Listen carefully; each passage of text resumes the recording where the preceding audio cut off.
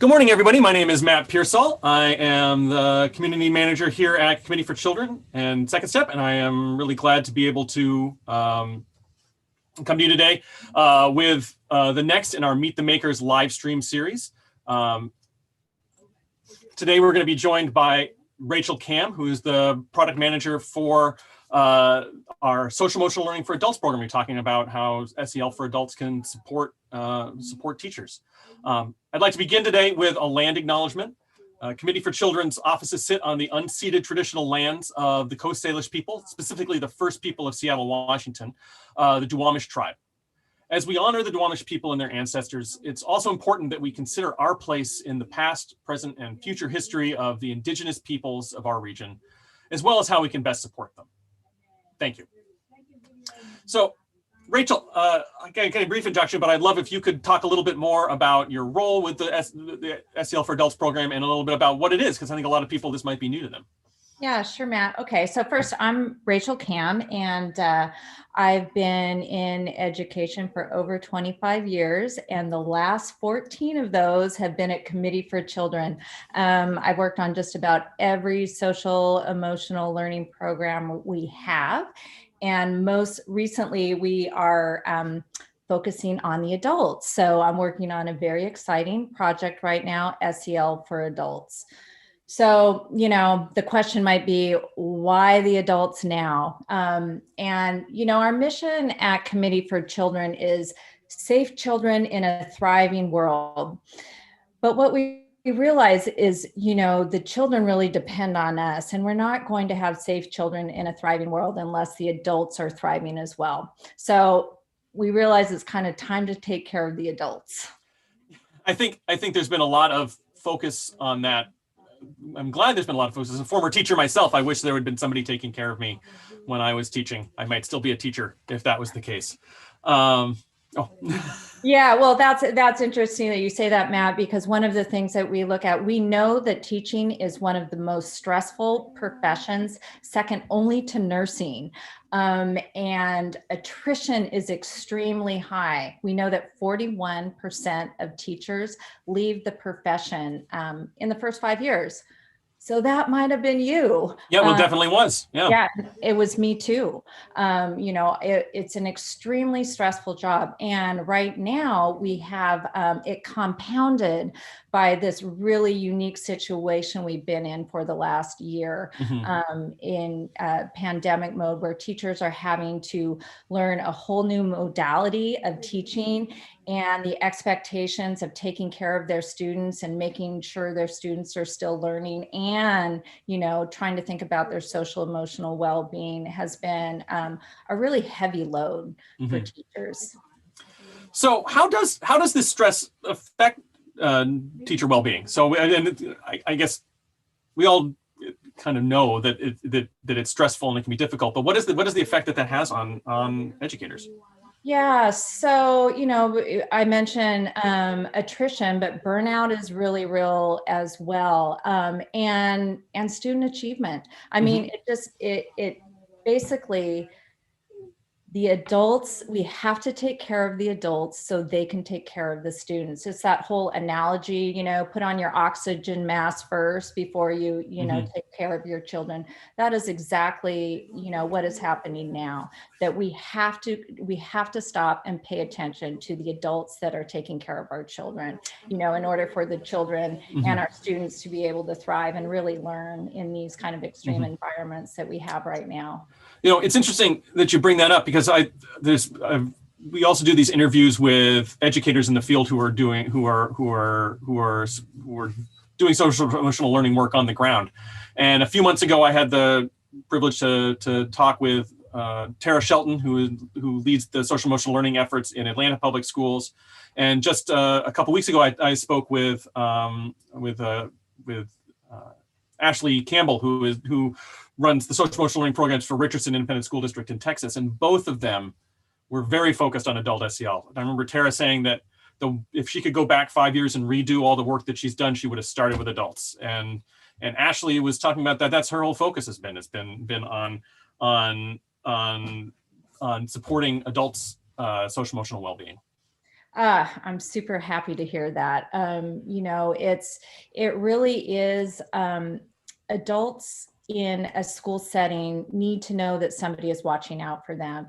And so it's really about the leaders setting the tone. We know that teacher well-being cannot just be teacher well-being and teachers that have high social emotional learning competencies.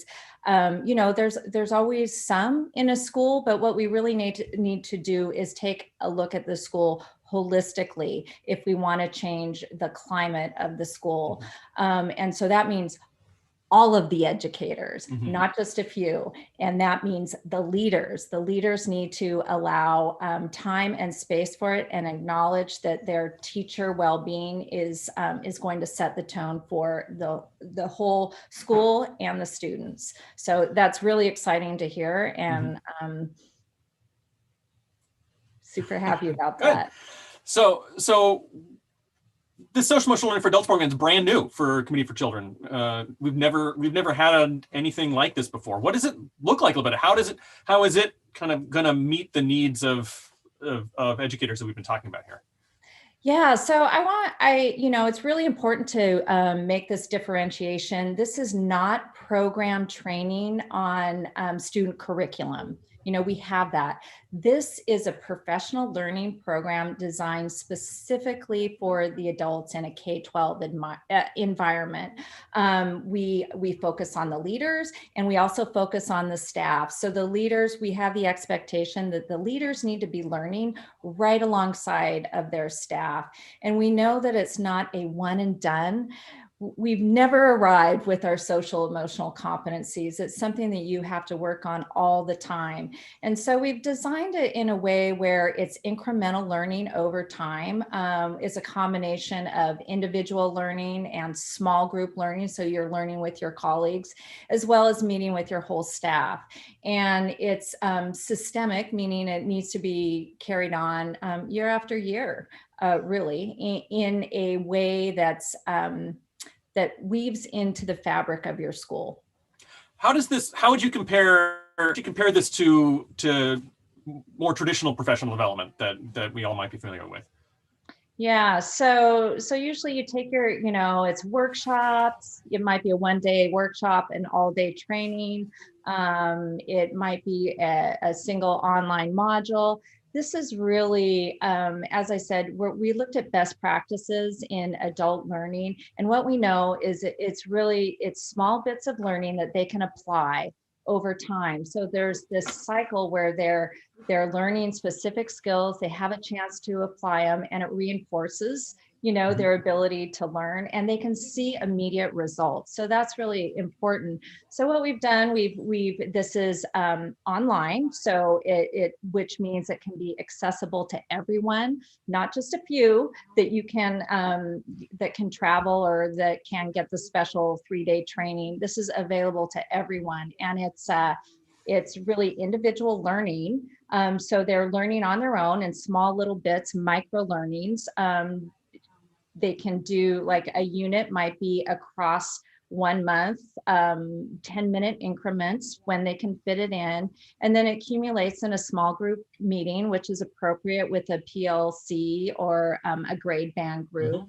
And they talk about what they've learned. It's a little bit like the flipped classroom, where you're doing your individual learning and then you're talking about it and learning from each other and discussing what you learn and then figuring out ways you can apply it school-wide.